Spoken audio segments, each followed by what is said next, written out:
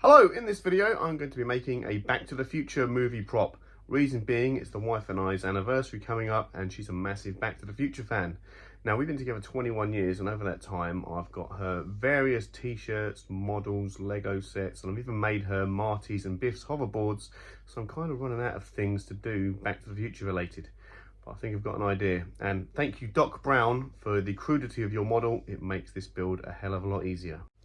So the prop I'm going to make is Doc Brown's small scale model of the DeLorean from Back to the Future 3. Now in the movie it's made of what looks like some scrap sheet metal and some bullet casings for the details on the back of the car. But I'm going to make mine out of EVA foam and plastic pipe. So I made a template and cut this out. I then made a bunch of 7.5cm wide rectangles that are going to make up the top part of the car.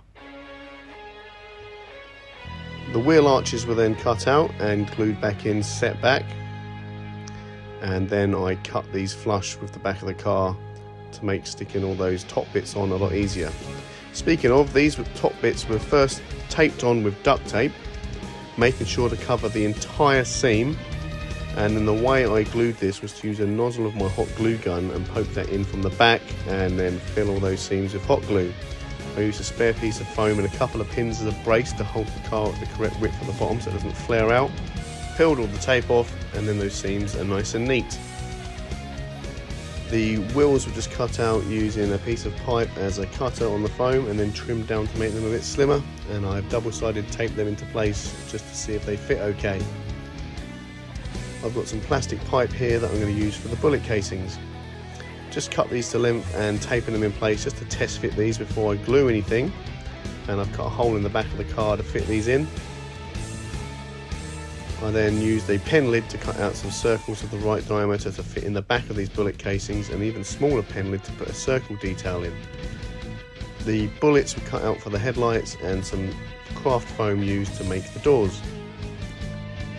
These have then been hot glued on, and the bullet casings glued in the right position.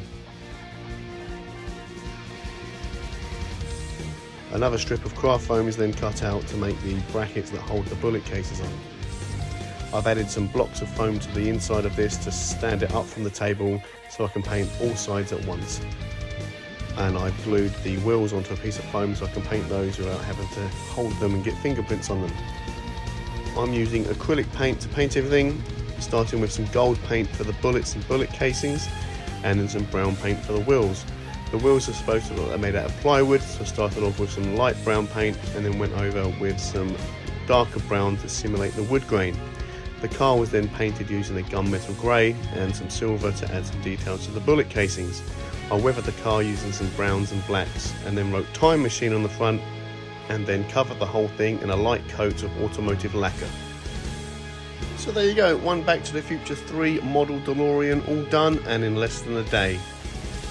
So the only things left to say now are happy anniversary to my wife Lou, I love you, you are my density, and remember, you don't have to be great at making to make something great. Bye bye.